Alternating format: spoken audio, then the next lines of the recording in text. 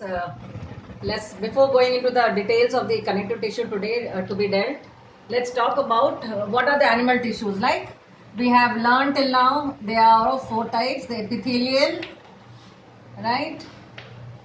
Second one we have been doing, and today we'll be ending up with the connective tissue. The third one is a muscular, and the fourth one is the nervous, right? Which we'll be dealing in the next class. Now coming to the connective tissue. Epithelial we already know, children, the kind, the squamous, the cuboidal and the columnar. Connective we have done, the types of connective we have learned. Proper, under which we have done loose and the dense, right? The loose was areola, adipose. Dense we have done the last class, in which you have done tendon and ligament, right? And of course the skeletal tissue, a part of which we have done skeletal tissue, in which bone and cartilage. So along with the dense connective tissue, tendons and ligament, we have also dealt with the cartilage, children. And the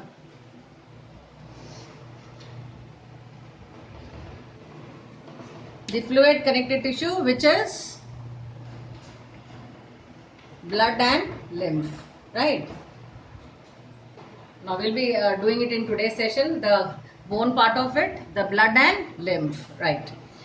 Just a brief introduction about the bone, children, and have a comparison of cartilage. Since I have told you that the bone is tissue which brings up the framework to the body, children.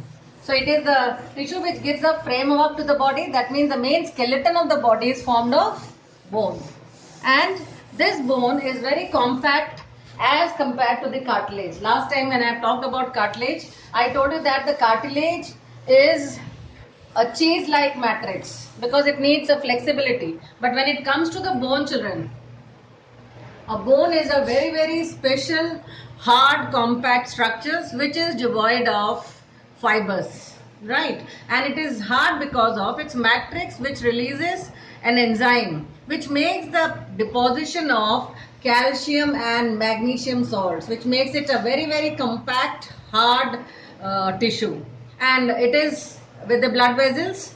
So and it's a very you can say that non-flexible, children. And when we talk about bone, children, it basically has its function to give skeleton to the body, which means the major framework of the body is made up of skeleton, and the parts of the body are covered by that, which means it is also meant for protection, because being hard in nature, they are also meant for protection, and they are the site where the internal organs are protected, well protected by the bone, children. Now coming to the structure, now let's see that what actually a bone connective tissue is made up of, children. Now as I told you, remember the fibroblast, the component cell which forms matrix of any connective tissue. Here the fibroblast of the bone tissue forms, the protein is ostin, and the cells here are called as osteoblast or osteocytes, right? Osteoblast or osteocytes. Now if you see the structure of bone, now see here the TS of bone. Can you see these concentric rings? Can you see here? These are called as lamellae. Okay. Singular is lamella. Since there are number of rings onto which are arranged, if you can see a structure like this. Can you see here? See, on each of the rings are arranged. So these are lamellae in which are arranged osteocytes. That means the osteoblast, the bone cell, is arranged in a fluid filled surface, again called as lacuna. Similarly we had in the cartilage. So the fluid filled surface into which is found a bone cell is called as lacuna. Its plural is lacunae. Now these are arranged on concentric rings, children, and each one fluid filled surface is called as a lacunae. Now it forms a kind of ring like structure. In between is the space, children, which is meant for giving the food which is required for these bone cells to perform its function, and it forms a canal which is called as Haversian canal. If you can see here, the Haversian canal system is found here, right?